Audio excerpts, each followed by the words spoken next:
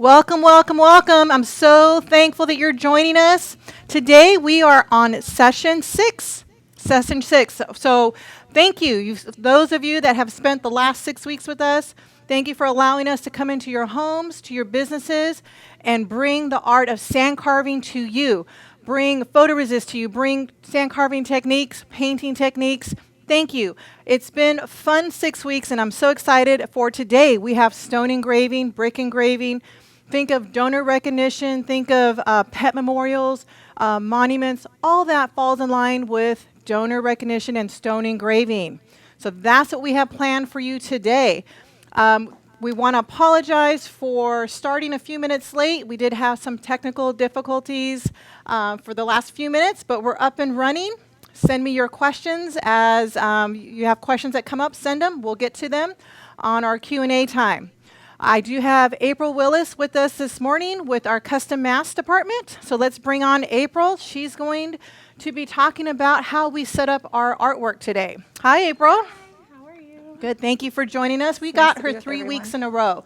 So if you don't know, April has been with the company for a long time. She started 20 plus years. 20 plus years. Now she's absolutely young, but she started when she was part-time in, I think, in high school, right? 16. Yes. So she works in our custom mask department. And if you don't know what that is, our custom mask department receives your artwork, right? Yes. You set it up. We receive your artwork and we just process your order however you need us to. If you need us to do the artwork, or if you need us to do just run the order for you, we can do that for you. So basically, if you have a big order or you have something like maybe a brick project and you're used to engraving on glass, you don't have to buy all, the thicker material. You can actually just send April or send Peter your artwork, and they will process it, set it up, and send you stencils ready to sandblast. And it's that easy. And what's nice is you get their knowledge, because this is what they do all day. They work in the art department, and they work with Photoresist Film all day. And it's amazing because you'll look at a certain font and you're like, oh, that's such and such font. Oh, you need to add a stroke to that. And just by her eye, her trained eye, she can tell me you need to add something to your text when it comes to rock engraving or wine bottles or glass. Wine bottles, glasses, anything. So you have some knowledge, some power with artwork and photoresist film with April and Peter. Peter's also in our art department, and they can help you and assist you with our custom mask service. So don't forget about that. We're here. So let's see what we have today. We have stone engraving. So we have here, when it comes to stone engraving, you have an odd or an uneven surface. As you can see here, some pits. Okay, we're going to show you today how to apply that mask to these pits, to this uneven surface to where you can get that mask to lay down in these little dips. You can add color. So here we have a project here. This is just a pet memorial. Okay, and this was actually kind of neat because this was April's daughter that wrote this out. And she wrote it out on inkjet film, and we made a stencil for it, and then we turned it into a pet memorial. So this is strictly from April's daughter and making a stencil out of it. So April didn't have anything to do with this artwork. Her daughter did, and it's actually really cute. And it's a way to get your kids involved when they lose a pet. And I have a pet. I had a pet. And they're so important to us, and they're part of our families, and we love them so much. And pet memorials is one way that we can honor our loved one, because they are family. Our pets are family. And if you make a pet memorial, put it in your yard, your garden. It's a way to honor them and to remember them and show how much we love them. The next one we have is bricks. And bricks are great for donor recognition. You have a lot of schools, colleges, churches that are raising money, and they need to have someone engrave or sandblast, sandcarve the bricks. And basically, you're just putting a mask on it, you're etching it, and then you're adding a paint fill. But sometimes it's hard to get that mask to stick to this type of surface. All these surfaces, they're unpolished. And to get a mask to stick to an unpolished or a porous surface can be tricky. And this is our project today, is we have this large stone, Okay, April chose this for me. And you have all the little pits in here. Okay, so we're going to go through cleaning this rock up. We have an actual memorial that we're going to do with this rock. And the artwork is right here. So we're going to use 6 mil today. And you can kind of see this is Maddie. And we love Maddie. We miss Maddie. And so we're making Maddie a pet memorial today. And we're going to actually make a mask of a 6 mil. We're going to use 6 mil. And there's a reason why I'm using 6 mil. Because I want to blast for depth. I want to go deep today. I want to push the envelope of photoresist film. A lot of you are using vinyl, and that's okay. But when it comes to detail, when it comes to a lot of lettering, that's where photoresist is just going to shine. You want to use photoresist when it comes to your detailed images. And you can see here, I have some detail in my flowers. April created this here from, you'll see a picture that she kind of created this artwork. So there's some flowers in here, there's some detail. We're going to maintain that detail. We're going to use photoresist film, and it's going to look great. So let's start with making the stencil. I have my 6 mil material here, and I'm using the Luminix today. We've talked about the Luminix before. Now, the Luminix is an exposure unit. And what's great about it is you can put 2 full sheets here, legal size sheets, and you're exposing for just 6 seconds with 2 sheets. And this is ideal for like a production type setup when it comes to your photoresist film. If you're just getting started, you're probably using the electrolyte unit. It's a great unit. It's a great way to get your foot in the door with the sand carving business. But when you start to increase your business, this is where you want to move to the Luminix. So I'm going to take my stencil here. I have a full sheet. I'm just going to cut this down a little bit. Let's see here. There we go. 6 mil SR 2000. And 2000 is the first film that we launched. So SR 2000 6 mil. Okay, we have, it comes in 6 and 9 mil. So a lot of our monument shops will use the 9 mil. It's a great way, again, to get the detail and to have a tough mask so you can engrave deep at high pressure. So we're going to lay the shiny side against the exposure bed. We're going to place our artwork on top. Okay, just going to set that. We're going to bring down the screen. Now, I don't know if you can see this on the screen, but it's like a textured pattern here. And this is specifically designed for photoresist film. It's not a exposure unit for screen printing. It's one for photoresist film. So that textured pattern, what it does, it allows us to move out the air out of between the artwork and the photoresist film. It's a vacuum type table. And I'm going to take a squeegee with this little foam side. I'm just going to kind of squeegee out any possible air. Okay, just a couple times. Now we have complete compression between the artwork and the photoresist film. So we have a vacuum table. That vacuum table provides ultimate compression. So we have the best exposure possible. It's giving you the best resolution for your photoresist film. Again, we're just exposing for 6 seconds. It's already done. I'm going to turn off the vacuum, and then we're going to open this up. Okay, so let's lift this up. Okay, and then now we have our image transferred. Again, we're using 6 mil, so it's thicker, and you can't tell, but compared to the 3 mil and the 4 mil, this is quite thick, which means it's going to take a couple minutes to wash this out, so you need to bear with me. We're going to place the shiny side against the white board. This is our metal board that's included in the mask making kit. Oops, let me get that. Okay, I'm going to set this up here. Now I'm using my hand sprayer. The hand sprayer is connected to my faucet here. We're going to turn on the hot water all the way, and we're going to start to wash this out. There we go.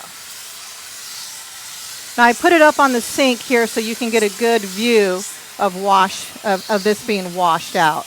Now bear with me, it's a big negative area, so that means that there's a lot of material that's going to wash away. So it's going to take a little bit longer. 6 mil is pretty thick, but it's going to allow us to increase our pressure. You can actually blast up to 60, 65 pounds of pressure with 6 mil. using a coarse grit.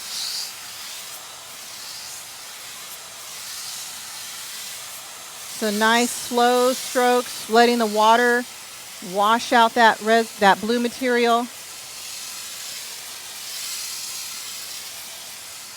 Make sure my pressure's all the way up here.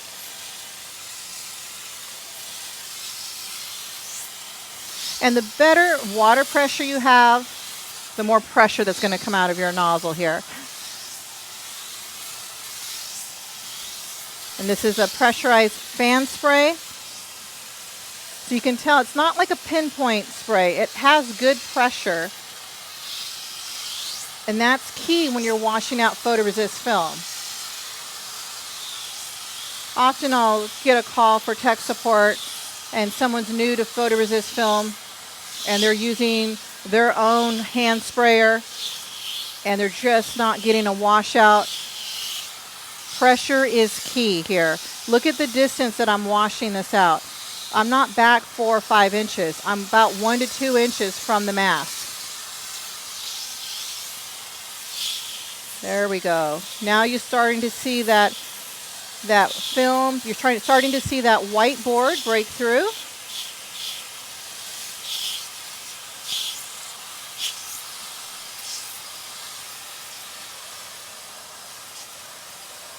Looking at this design, we have a lot of blasting to do here. All right, so let's go ahead and stop. I'm going to turn off the water here, and let's take a look at our piece. Okay, so we have our image that's washed out. You can see that. That looks pretty good. So we're going to let this dry. Now, before we got started, I did wash one ahead of time. And let's take a look at it. Let's see how it looks now.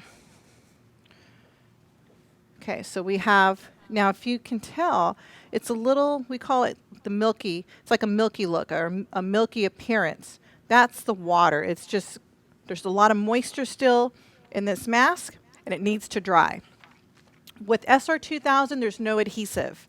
SR3000, your self-stick, we've been using a lot of SR3000 on the wine bottles, on the Yetis, but when it comes to 2000, it dries and there's absolutely no adhesive. We have to brush on adhesive or spray on.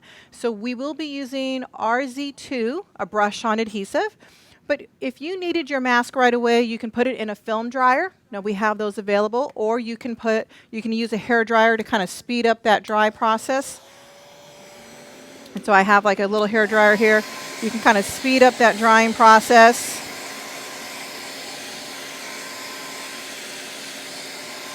A couple of minutes, and this will be dry. A film dryer, about 5 to 8 minutes, and then it's done. But I do have one that we already have dry, so we're going to apply adhesive to this. Okay, so I have my mask here. I'm going to apply adhesive. I am going to trim the sides, because looking at this, it's going to be hard to put this huge mask on my rock, and it's an odd shape. And when it comes to stone engraving, it's not the easiest. Okay, so it's one thing, you have to have some patience, especially when you're just getting started with stone engraving. All right, so I'm going to come around here, and let's go ahead and add some glue. Again, I'm using RZ2. You can put RZ2 in a little dish, but it's a water-based adhesive. So it's a water-based adhesive. It's also blastable. That's very important. So I'm just going to pour a little bit right here. Okay. Now I have a brush. I'm using like a paintbrush. I don't like to use a foam brush. And the reason why I don't like a foam brush is because I feel like it puts out a lot of liquid out at one time. I have a little more control over a paintbrush.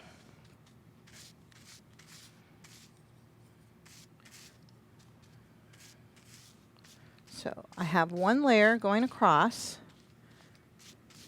and now I'm going to add a second layer. So I'm going to add a little bit more glue. I always get calls. Can I use any glue? You have to make sure it's blastable. The last thing you need to do is to have a glue and create a barrier where the sand won't break through. And then you need to make sure that you can clean the glue up. Sometimes there's certain products here that you'll find that it doesn't want to remove off the rock, and you're spending more time removing that adhesive off of your stone. So here, this would come off with just water and a little bit of soap if you happen to have a lot of residue on your rock. We're going to let this dry for a few minutes. Let's go ahead and talk about what we have here, and then we'll get into our artwork. So we have two projects for you today. This is a great tree. It's like a tree of life. We have Amanda and Jonathan. I can't really tell, but Amanda and Jonathan. And then we have here, a cute little border. And April created this, established in 2020. The tree of life is pretty popular when it comes to like a couple getting married, new life. They're starting their family and they're creating their own tree and they're going to add their children. But this is a great little, like a wedding gift where people can put in their garden or doorstep. And the tree of life is becoming really popular when it comes to the wedding industry. But we put it on a rock today, and I blasted it ahead of time. Now, some rocks, they're very dense. They take a long time to etch. Some etch beautifully. And you don't know until you get in the cabinet what kind of rock you have sometimes. And this one took quite a bit of time. But I did blast it before. I actually added a clear coat to the surface because it was a little porous, but I added a clear coat. So that's why it looks pretty shiny. And the clear coat, it's drying right now. It's pretty dry. But what it does is it seals in the pores of the rock. So it helps it to seal the rock to where when you add the paint, it doesn't bleed. Okay, so that's a little tip when you're dealing with a porous rock. Okay, so we have this. Can we switch to the artwork so we can kind of look over the tree of life real quick, and then we'll blast, and then we'll come back to Maddie. So let's look at the tree of life artwork. So tell us what you did with this particular, or how you set up a rock project. Okay, so with larger rocks, or with this large rock, what I did was I took my smartphone, and there is a measuring app that I used to actually just take a picture of the rock.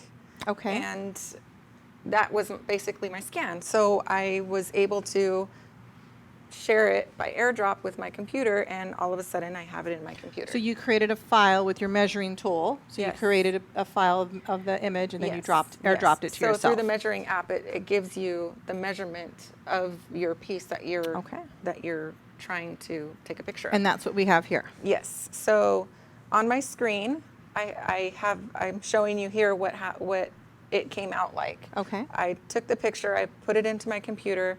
I got 8.27 across, which then I was able to make sure that the picture I took was 8 1/4 inches wide, or a little over 8 1/4.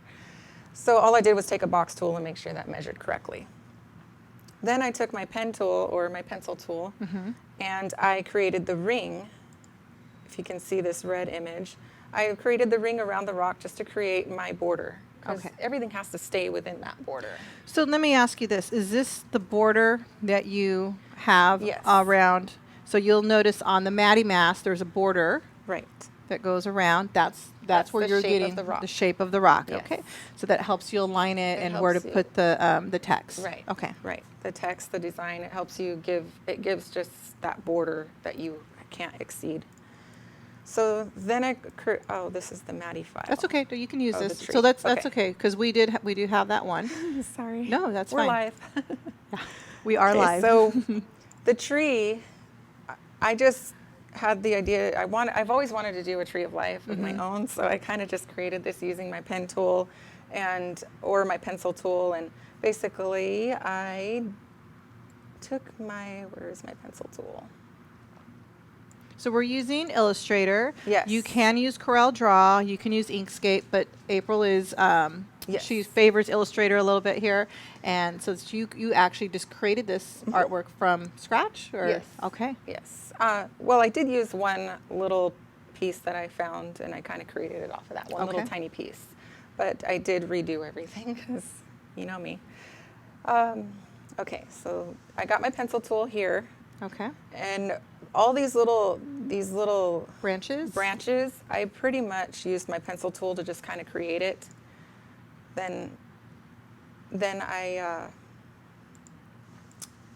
used, there's like a little tool where you're able to change your stroke width to any shape you want. And for me, this one worked best.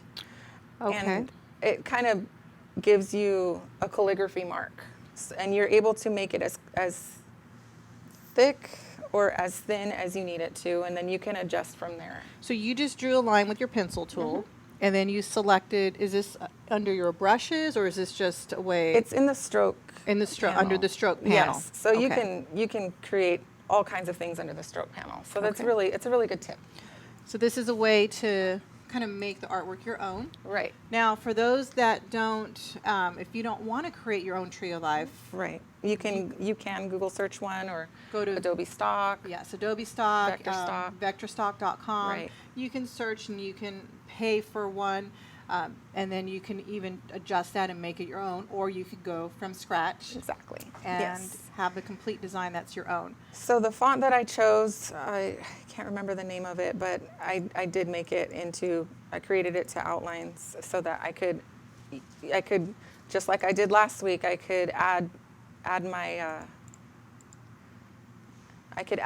my wings on it and my, So just create my design. For those of you who are just joining us for like a first session, last session, April took a font and then she completely added her own creativity to it. And so you might want to check last week, which is session 5, and we did. She did a font, and then she just added her flair to it, and it looks great. But that's what she did again. Right. So just kind of adding a little bit to a font, making it your own, and being creative with the design. Right. Okay. And so you'll also notice that I did make the tree leaves off the branches, and that's just because in case you wanted, I wasn't sure if you wanted to do a different color paint on the leaves or if you wanted to kind of keep everything the same.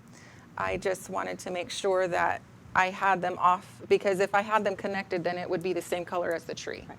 So you could use paintbrush, paint pens for these little leaves, because they are pretty small. When you look at the rock, you'll see how small they are. Right. And you can just see that there's a gap in here between the leaf and the branch. Okay. So Great. I love that. Okay. All right, so we're going to come back to the next artwork in just a moment. Okay. Go ahead. Do you have anything else you want to? I also wanted to show look at the artwork on the rock. So I did take that same picture, just moved it over, put the image on the rock just to make sure that everything fit and looked great. That looks great. I love that. So that's your image on the rock. Yes. Now I'm not going to lie, guys. She created it originally, and it was a little larger. Yes. And then I'm trying to put the mask down. And what I noticed was, if you look at the ring, the border, I had a hard area. time laying it down on the ends. Right. So it's almost like I need to shorten that border. And that's a learning curve for me too, because I didn't realize that border would create a problem in linking the linked laying border. down the mask. Right, because it's a curved surface and it's not perfect. It's uneven, and it's not a complete circle. It's completely natural. You're dealing, when it comes to rocks, you might have to play with the artwork a little bit. Print it out on a paper and kind of lay it down on the rock and see how it fits. Does it fit? How, there are a lot of folds. Do we have to shrink down the size of the artwork? And we did. And you shrunk it down just by a small percentage, right? About an inch, or maybe half an inch. Half an inch. All the way around. I got it to fit. It fit pretty nice around the rock, and it blasted easily. Okay, so let's go back to the rocks, and we're going to come back to Maddie's artwork in just a moment. I'll have her ready. Okay, so we're switching around because I do have, I want to check the glue on my mask here. And let's take a look. We're going to have to blow dry this a little bit because it still is, as you can see, it's pretty wet. Okay, so we're brushing on adhesive, and I'm going to need to add some heat.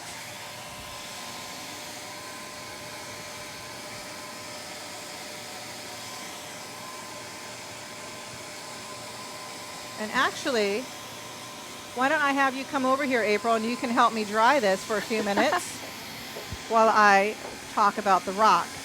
Go ahead and hold it right here, so we don't want the mask to go anywhere. We're just going to dry it, and you can kind of see how it's still kind of wet, right? Okay, so we're going to move over to our rock surface. Now, when dealing with this particular rock, you'll see that there's some pits in here. Okay, and what we're going to do is we're going to sandblast this, and we're going to try and clean this surface up just a little bit.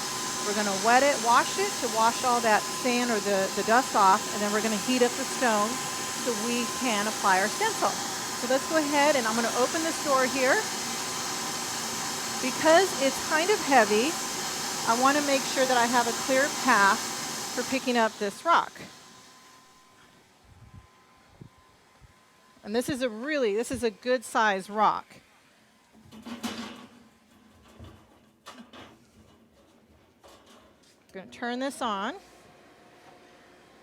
I'm going to increase my pressure slightly just because I'm just going to clean it. So I'm going to go up to about 50 pounds, okay? When we're increasing our blasting pressure, you need to make sure your air compressor can keep up with the amount of pressure. When it comes to stone blasting, we're usually blasting between 40 and 60, 65 pounds of pressure, depending on the mill thickness that you have. If you have a 5 mil, you're going to stick to 40, maybe 50 pounds. 6 mil, you can go up to 65. You can push that envelope with your pressure. You're blasting a higher pressure, so you're making a greater impact to blast faster. But your air compressor needs to keep up with that increased pressure. So if you lose control, if you increase your pressure and you're blasting stone, and you lose control over your foot pedal. So what I mean by that, take your foot off the foot pedal and air and sand continue to flow. You need to check your compressor. You'll have to turn up your knob to create more pressure into your sandblaster. And that will allow that foot pedal to be controlled. And that's only with the increase of pressure. Okay, so we're at 50. We're just going to clean this stone here a little bit.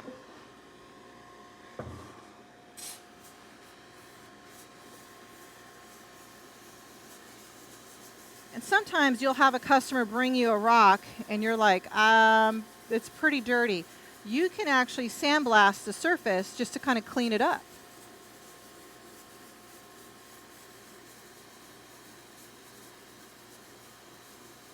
And this can be done at high pressure.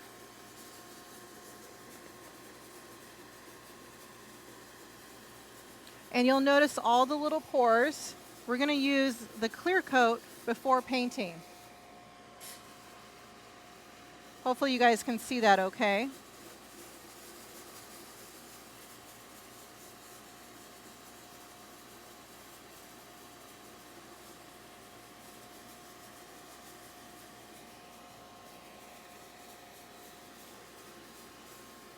Okay, I think we're just about done here.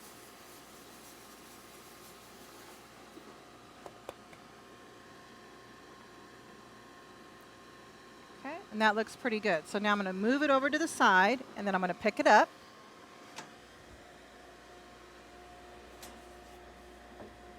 Okay. And take this to the sink, and we're going to wash this.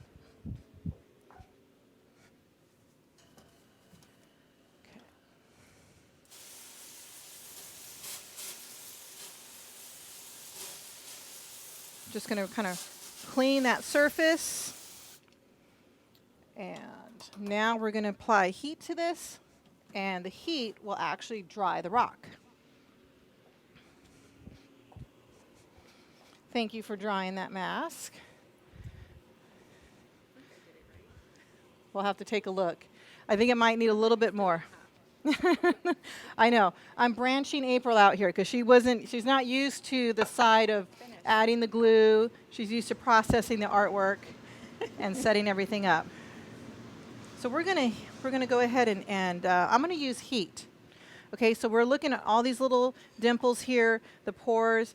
I have to get that mask to sit down, to sink down into these little areas. But what's important is when you're looking at these little pits, these are very important because if you put a letter over this little pit, that will eventually cave in. So you need to be very careful, know where the pits are and know where you're applying your stencil. So you want to try to keep the pits away from like a text. So I'm going to use some heat here. Okay, real quick, when we're talking about using heat for heating up a stone, okay, we're using heat to make the adhesive a little more aggressive, so it conforms, so that mask will conform and it will stick, it'll bond well during blasting. However, I'm using a torch. And you have to be careful when you're using a torch. Okay? You don't want to have long sleeves. You want to make sure that your area is clean. You want to keep the paint away, cloths. I'm actually going to use a little clip and pull my hair back slightly. Okay? We want to make sure that we use safety when we're dealing with this type of surface here. Oops. Okay, sorry guys, give me 1 second. Oops, the other way. And you can see all that moisture is just evaporating.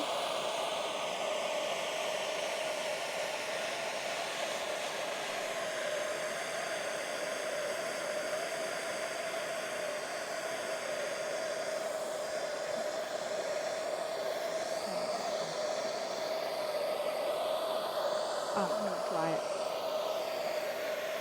Here we go.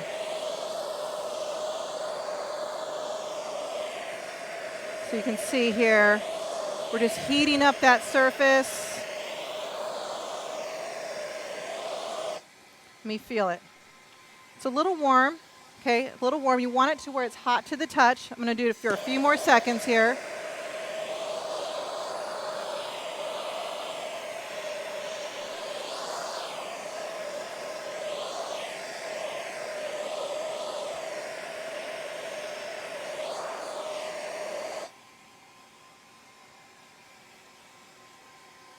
Okay.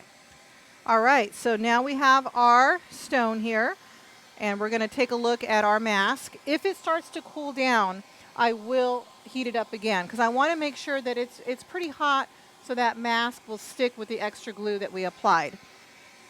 All right, let's take a look here. I'm new to this side. All right, it's still a little wet. We're just going to let it dry for a few more seconds. Go ahead and put the dryer on it. Now, I did put on a lot of glue.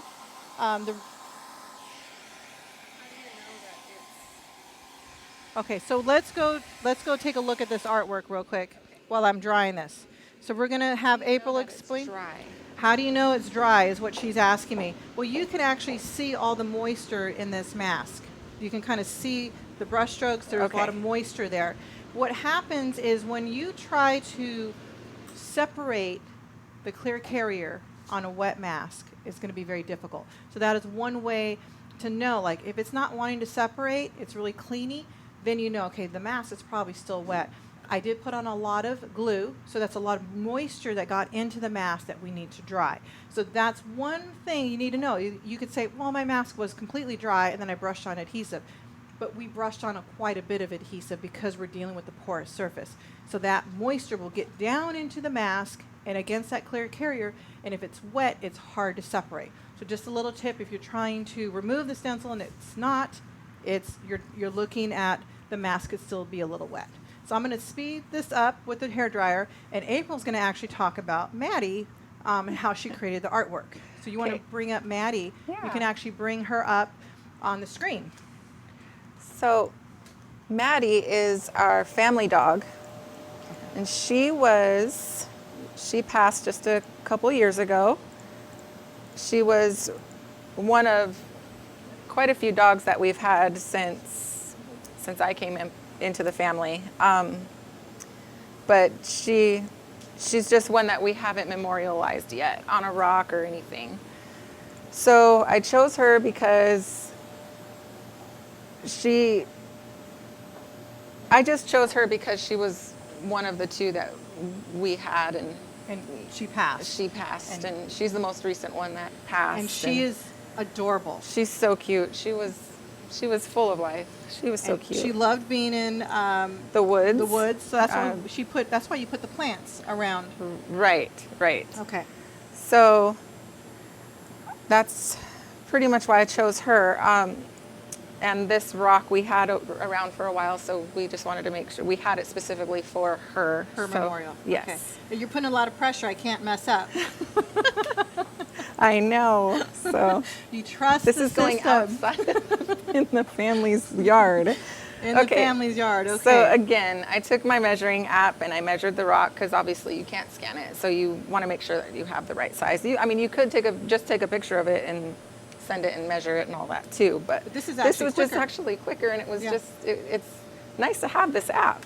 She has Really all these nice. great tips. Aren't you thankful that she's joining us, sharing her little tips with us? I'm Scanning trying. in the wine bottle. I mean, I said, wow, we're going to use you. She pulled me on screen for sure. Okay, so this is the artwork.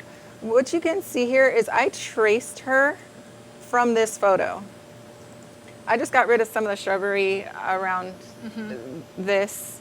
So I basically traced her and made her kind of work on here. So you traced her with my pencil tool, my pen tool, my brush tool. I used this to kind of create some of the lines in her face. Obviously that wasn't perfect, but you get the hint. Like Right. I just kind of traced her around and tried to keep the black. She was a little difficult because She was very difficult why was because she she's so difficult? dark. Okay.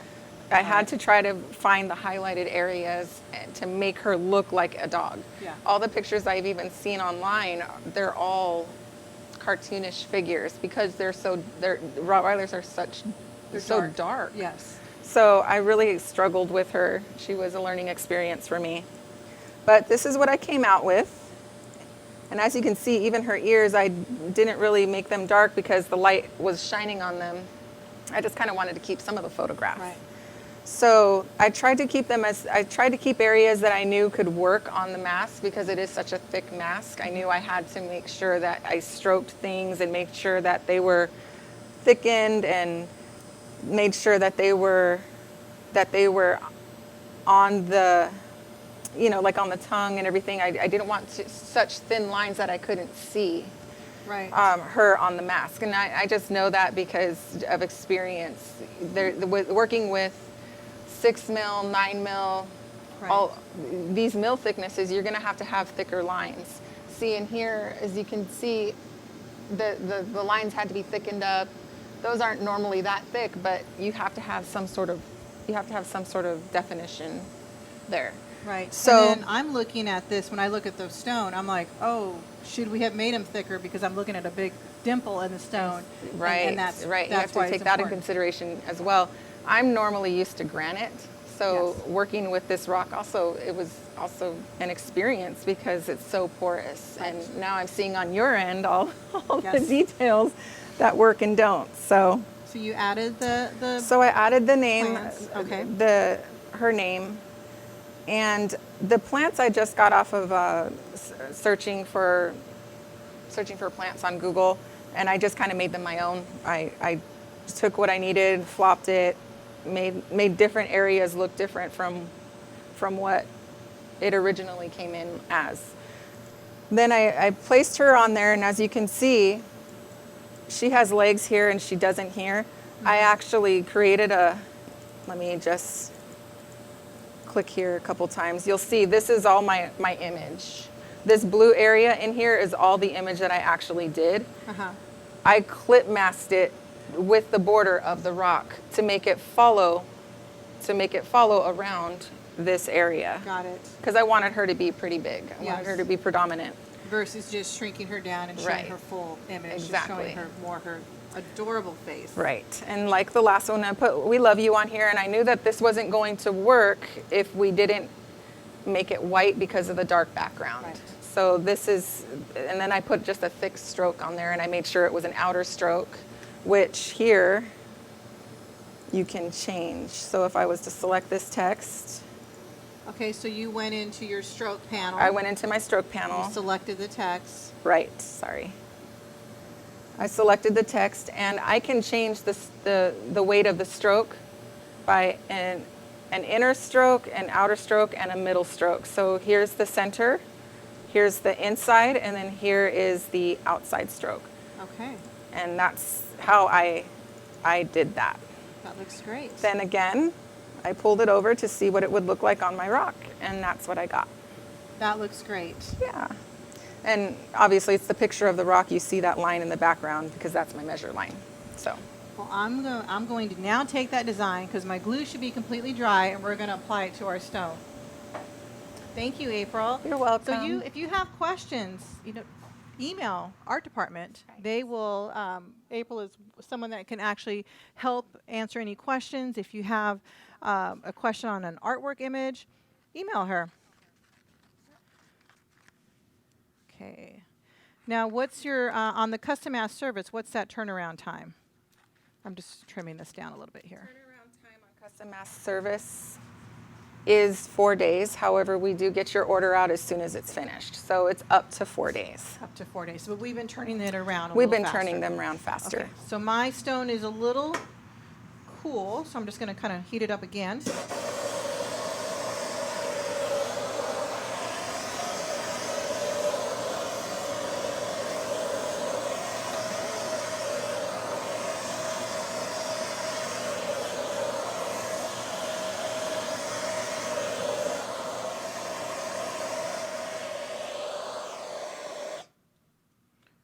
Okay, there we go.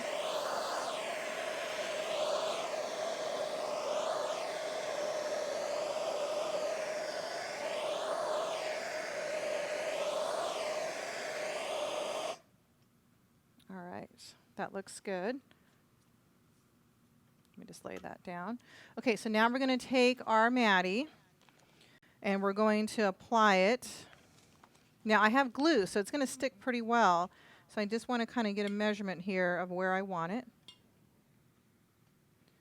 Okay, and trying to go by April's diagram.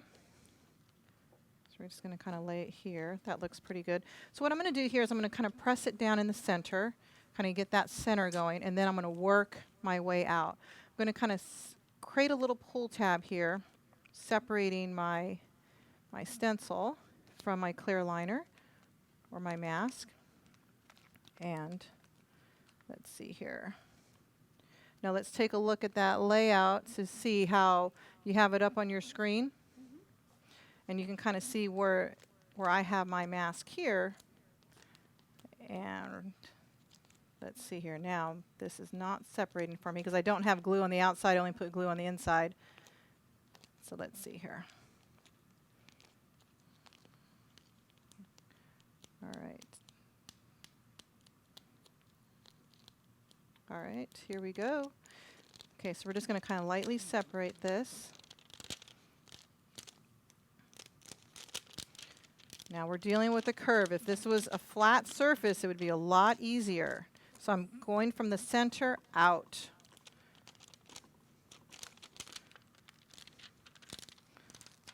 There we go.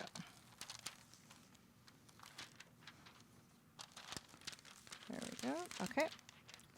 So I'm going to use that clear liner later when it comes to painting. So we're just going to kind of start to work, use my fingers and pull the mask and to lay it down in place here. And sometimes your fingers on certain projects are the best squeegees. Yeah, because you got to really press down into these little pits. So see, there's my pit right there, and then here's another pit. So my mask may want to lift up right here because of that pit. And then you can actually take a rubber roller, and then you can roll this down here. And if you notice, I used a tile. I put this on this stone on a tile, a granite tile, trying to protect the carpeted area from the torch.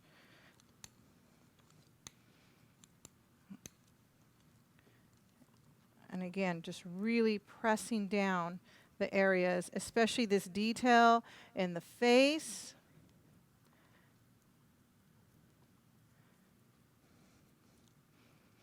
Okay, we're going to use vinyl tape.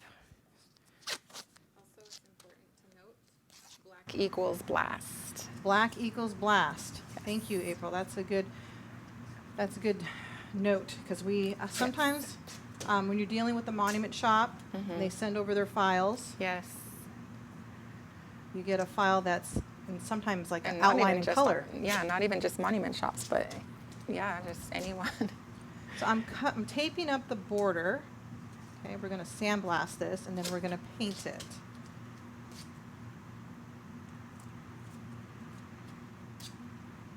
Now I was looking at who's joining us. I saw Nancy's joining us. Thank you, Nancy. I saw Jim. Hello, Jim. Thank you for allowing us to come into your homes and your businesses. I saw Nancy. I even saw Art joined us today. Art. How are you doing, Art? It's good to see you. Thank you. So we're going to turn our sandblaster on. I'm going to take this into the cabinet. I'm just kind of pressing down all my areas. I'm going to put my gloves on. Because I'm blasting a little bit higher pressure, I want to use gloves. Okay. Protect the nails. Protect the nails, especially right now. You can't just go to a nail salon. You got to protect the nails. At all costs.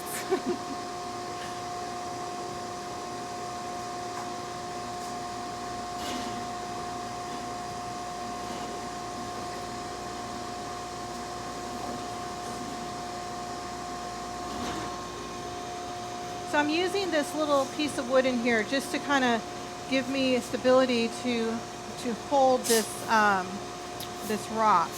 I'm lowering my pressure just a tad, just to start. Okay. I'm at 40 pounds, and then we're going to increase. So to start, I'm starting at 40.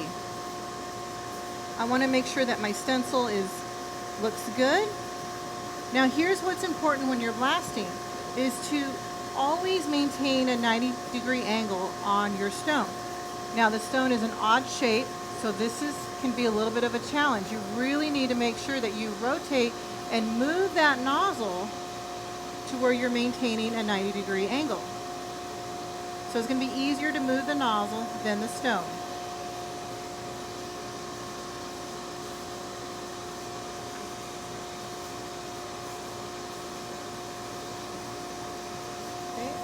My hose was a little short there. I had to bring it in a little bit just so I can have a little more slack. So just to kind of make sure that I'm maintaining a 90-degree angle over my stone. And this would be important just if you were doing a curved surface, a wine glass, if you were doing a wine bottle, you're going to rotate that nozzle so that you're maintaining a 90-degree angle. What we're doing, and the reason why I'm telling you 90 degree or straight on, is because we're using the air and sand to actually compress the mass further to the stone surface. So I'm just going to do the name Maddie, and then we're going to increase our pressure here. So I'm really kind of stretching my arm here just to make sure that I maintain a 90 degree.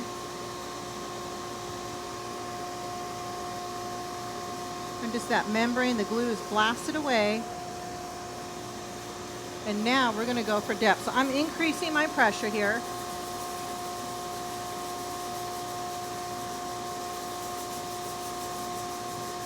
I'm going to go up to probably almost 60 pounds.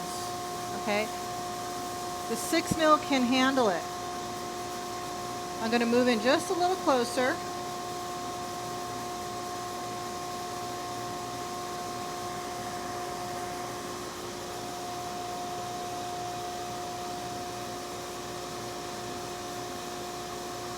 Okay, so that mass lifting up a little bit. I just got to bring in my hose just a little bit just so I can bring that nozzle over. There we go. I'm going to come down here.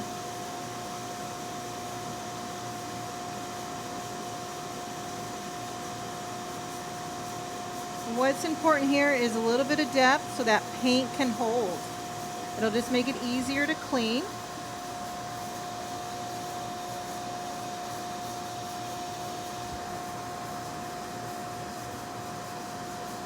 And today we're using 150 grit abrasive. If you were doing a lot of stone, I would suggest you move to a 120 grit. It will just etch faster. You're dealing with a coarser grain.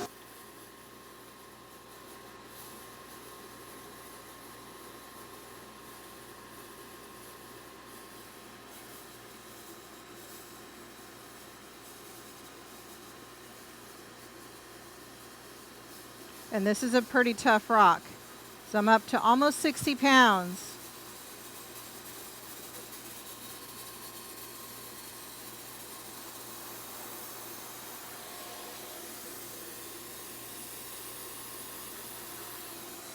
All right.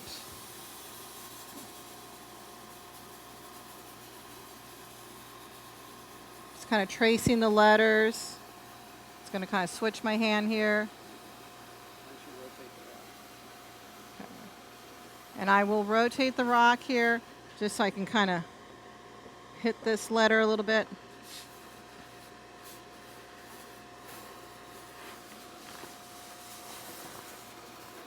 There we go. Just working these leaves.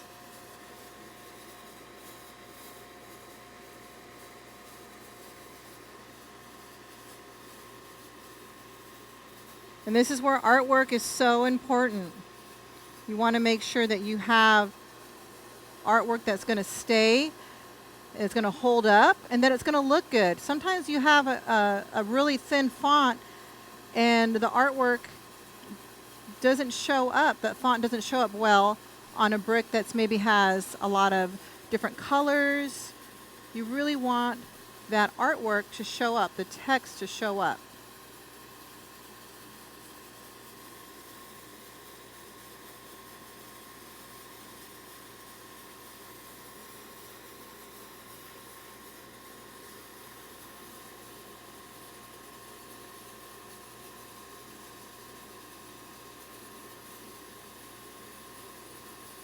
There we go. Just kind of working that nozzle, letting the sand do the work.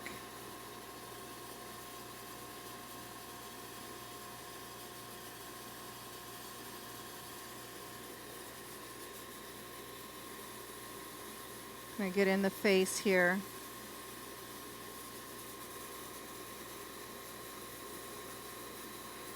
Now sometimes you may see like a little piece of mask move, and that's okay. You're just going to kind of use that air and sand just to compress it down.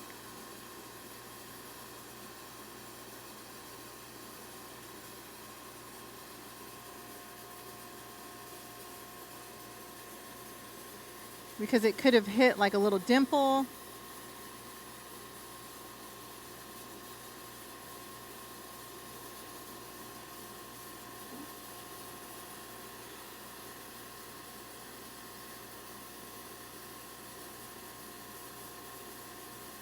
Kind of going over this love, the love you.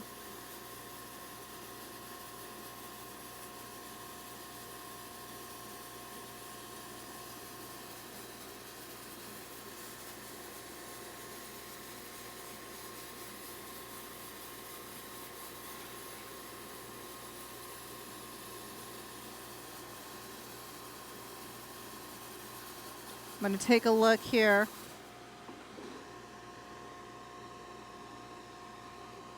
So this is a pretty dense rock, as you can see. Probably just a few more minutes, and then we will call it, just for time's sake.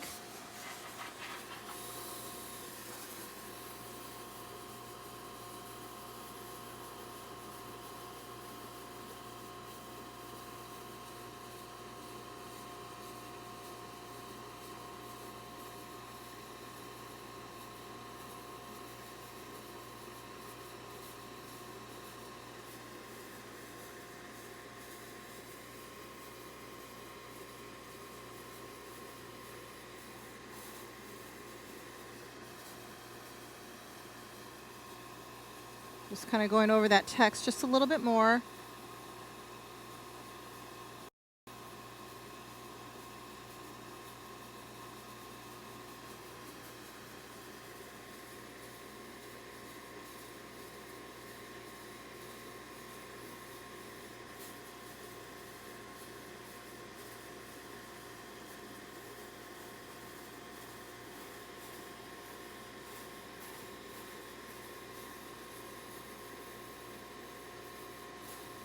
All right.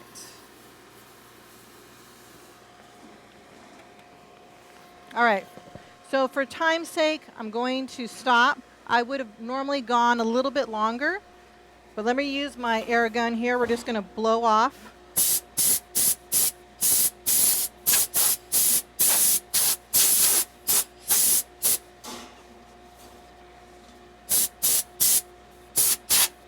There we go. All right. So now we're going to bring it over to our paint booth. Now this is a pretty heavy rock.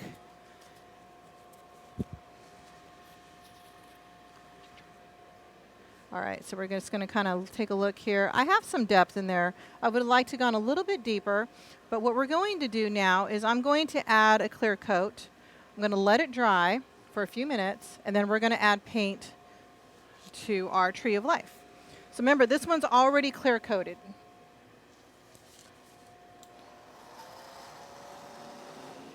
Why do we add clear coat again?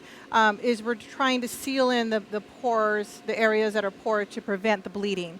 So I'm just going to do a little test. It comes out very fast. I'm just going to press my little M down there.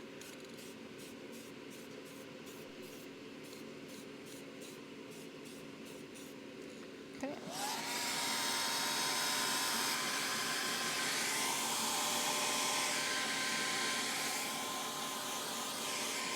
So we're just going to let that dry with the hair dryer, and then I'm just going to add a little bit more.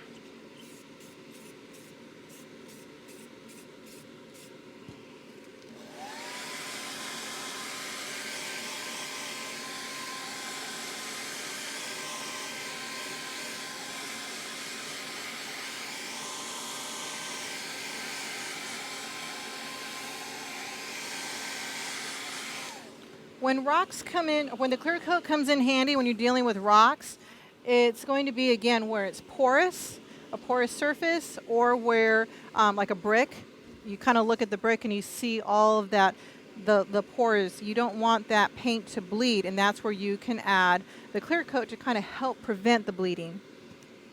I'm using my Monument paint. This is Stone Tone. We sell it, and this is designed for stone engraving, for brick engraving. A lot of our Monument blasters will use this. Short sprays. This is a high pressure paint, so you want to make sure that you have short sprays. Just going to kind of turn this at a different angle.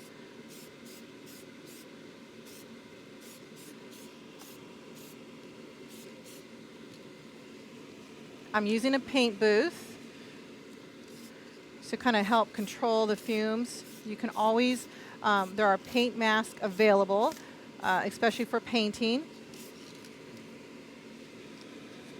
And that looks pretty good. Maybe a little bit right in here.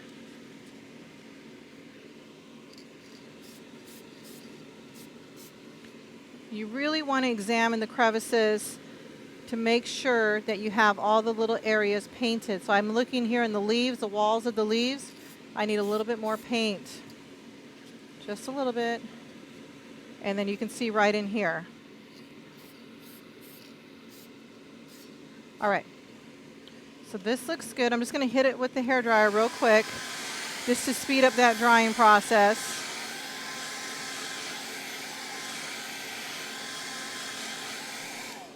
Okay. We're going to set this off to the side. And then we're going to come over and we're going to look at Maddie. Now, with Maddie, I want to add a pink color to the name. And I couldn't decide between Piglet, pink, or Telemagenta. And we're going to go with Telemagenta today, but I'll show you what both these colors look like.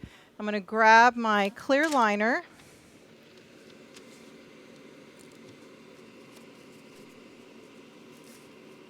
Okay, and then if we have time, April has some fonts for us when it comes to brick blasting. What are the recommended fonts? So I'm just adding my clear liner. I'm just using that as a cover to protect the rest of my design here.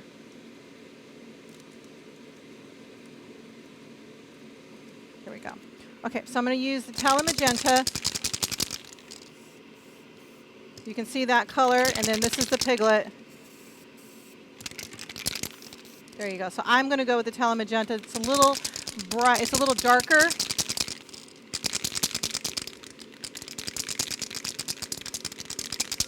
A little more noticeable. A higher contrast is what April's kind of saying over there. Short sprays.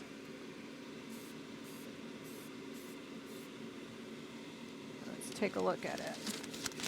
That actually looks really good. I just need a little bit up on the top. I'm just going to kind of spray that right up on the top here. Again, I'm going to hit it with the hairdryer just to speed up that process.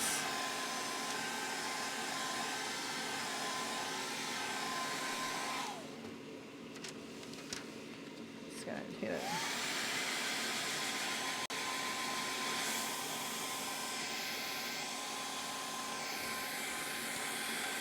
All right. Okay, so now what we're going to do is I'm going to move this back. And I'm going to kind of lift this up just a little bit. I want to protect my name since it's still a little wet.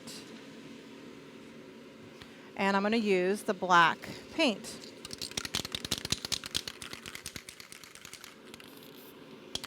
Again, short sprays.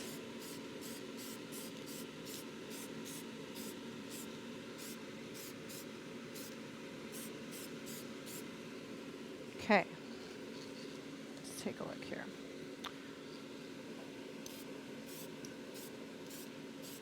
Short sprays, guys. This is key. And I can still tend to overpaint a little bit. I get carried away. I love painting. And if you guys remember Billy, he would always say, "Why are you painting so much?" I like the paint. I was the one that I had to like tone it back a little bit on the paint, on the sprays. So it's just trying to get used to it. Get a piece of cardboard. Practice your sprays. Practice with different nozzles.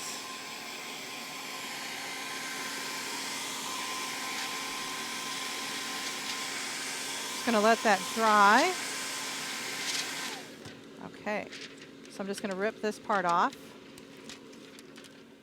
And I'm just going to check our chats here and see what we have, if we have any questions real quick, because I know I tend to run out of time. Okay, so let's see here. Johnny, hey, love you too. Thanks for joining us. We miss you. Do you need to do the wire wheel before blasting? Wire wheel is always good. I should have used the wire wheel. I didn't this time. I would use the wire wheel, and it's not because I purposely didn't. I just forgot because I know I'm a little pressed for time today. So good point, Greg. Just roll over your surface with the wire wheel. Let's see here. Is not blasted. Okay, so, okay, great. Let's talk about the Maddie, the name. Yes, so we engraved that and we just painted it a different color. Fred, good morning. Thanks for joining us. All the way from New Jersey. We have Ron from Florida. Thank you. I believe Craig is from Arizona. And we just appreciate you guys joining us. And we thanks to April for joining us. So let's take a look at some of the fonts. And I'm going to check my stone here. But if you can look at the fonts. Yes. And we'll go to April real quick. And she has some fonts that she's recommending for brick engraving. Yeah, bricks, rocks, granite, any hard stone. Okay, so do you have them up on your screen? Yes, I do. Perfect. So Optima Bold is really good. Really, any bold font will work for rock, and you want to try to avoid fonts that have too much contrast. If you notice Times Roman, Times Roman, I put a 1-point stroke on that because without it, if you can see here, let me zoom in. The font has a lot of thinner areas and a lot of thicker areas, so you're gonna have an issue keeping that little tiny line on the E. If there's a thicker area next to it, you just kind of want to make sure that you're adding a stroke so that it gives you a bolder font. So it just depends on what kind of rock you're doing this on. You can get thinner fonts on here, but size and detail in a font matters. So you just want to make sure that you are keeping to your thicker fonts with rocks, stones, and bricks. That includes granite, marble, anything like that. So I just try to keep, people really do try to keep to bolder fonts with those. And a larger font is absolutely necessary. As large as you can go is better. So that's what I have for fonts. Okay. And then you can kind of see here, I'm cleaning up the stone, and you can see that glue is sticking pretty well with the mask. And I'm actually going to wet this to kind of speed up this process here of cleaning the stone. And you would absolutely put some water on this to kind of clean this up. The razor's a little difficult getting in this area because it's not an even surface. So we're going to kind of clean this up with using some water. And as I do this, I'm going to have April come over and help me remove the stencil on this one, if you don't mind. Sure. You can step Do you want over me to here. step over there? Yeah, so I'm going to clean that.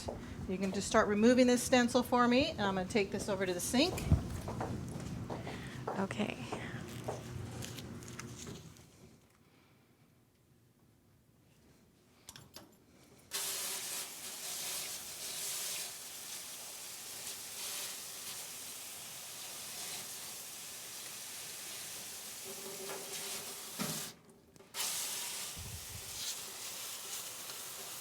I'm just taking a little brush here.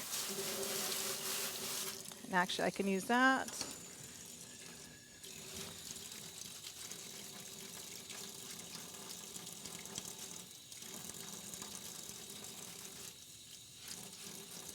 And this paint is really durable. When you're using the stone paint, the stone tone paint is warranted for outdoors. So a lot of monument shops will use it, and they're engraving on memorial stones, headstones.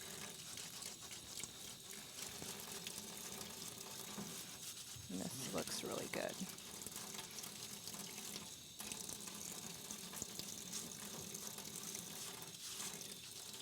Okay. That looks good, and we're just going to peel off the inner letters here. And the Molotow paints, I'm getting those from Art Primo.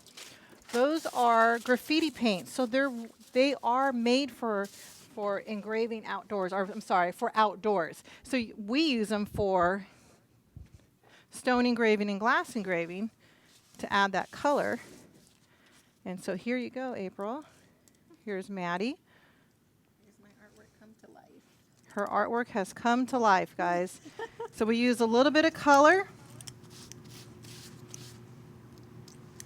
And you can kind of See, this is a first for me. see this area.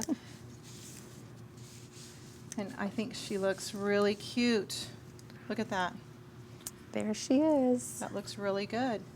And kind of, and then you just see just a little bit of pop of color. And then I can wash that one. Okay. So you can kind of see the Jonathan come to life here. I didn't get very far on No, this. no, no. You're fine. You're fine.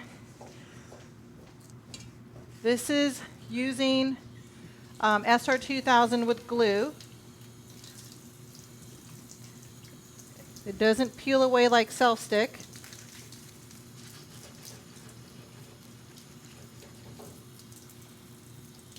You have this mask that's really secure to this surface here. So I'm just using some water. Yeah, okay.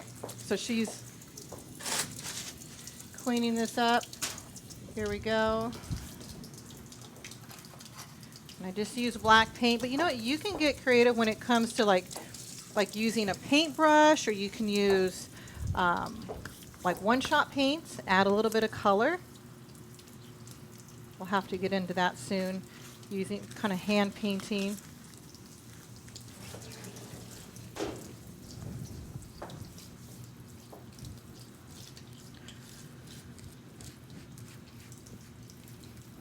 Here we go, removing this stencil. If you let it sit in water for just a couple minutes, it'll just start to come right off. All right.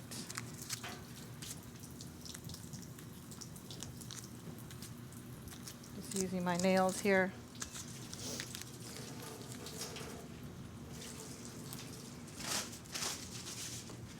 Okay, so The let's nails do get in the way. Here we go.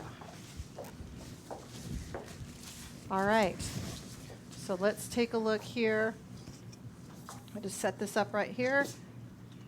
Just kind of, you can kind of see this beautiful stone etched. There we go. And look at, that's your artwork to life, April. And it's fun. It's fun using color. You can actually use like a little paintbrush and drop in a little bit of green before removing that stencil. And you can kind of tell that there's not bleeding. I mean, look at how porous this stone is. I really don't see a lot of bleeding at all. This looks pretty good.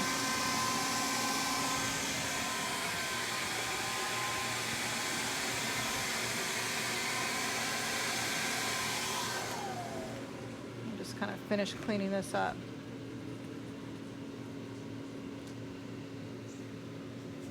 And that looks great.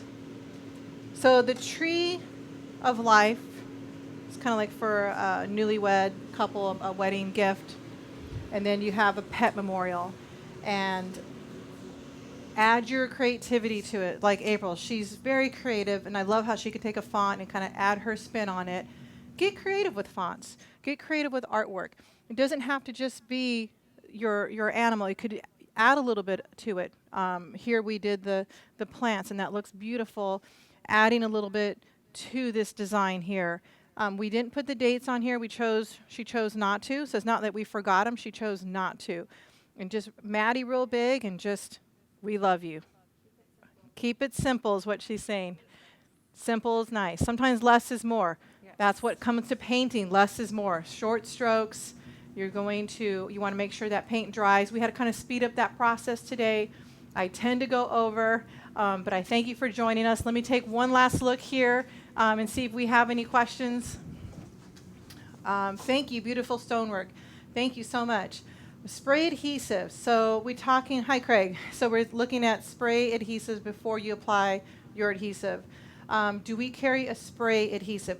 We carry an adhesive for, it's called RZ3, but what that's for, it's for to spray on the glue instead of brushing on the glue.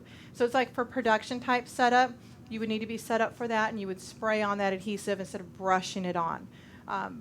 But other than that, you would brush on the adhesive using a paintbrush. I recommend a paintbrush versus a foam brush. It gives you better control over that adhesive. Hopefully that answers your question. So you got a good job. You got a good job, April. So thank you for your art. Thank you for sharing your artwork knowledge with us. For sure. And I don't know if how deep is the engraving on Maddie? Okay, so it's from Edmonds, Washington. So the depth on Maddie, actually, it's trying to see how deep that is. I mean, it's pretty. It's not as deep as I would have liked to go. To be honest with you, I would have liked to go probably about twice this depth, but we just needed more time. And I'm already told that I'm running out of time now. So, but you could go deeper. 6 mil, that mask wasn't even burning when I was blasting. I could have gone a lot deeper. So April and I would like to thank you for joining us. Send us your questions.